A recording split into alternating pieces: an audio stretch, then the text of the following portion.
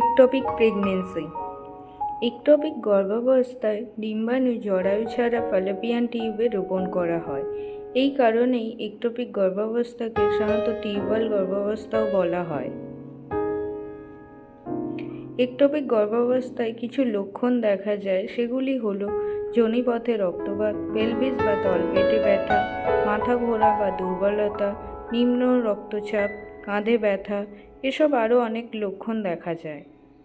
Ectopic গর্ভাবস্থার ফলে ক্ষতিগ্রস্ত ফ্যালোপিয়ান টিউব, হরমোনে ভারসাম্যহীনতা, ডিম্বাণুর অস্বাভাবিক বিকাশ, গর্ভপাত, এন্ডোমেট্রিওসিস, এরকম আরও অনেক কারণ দেখা যায়।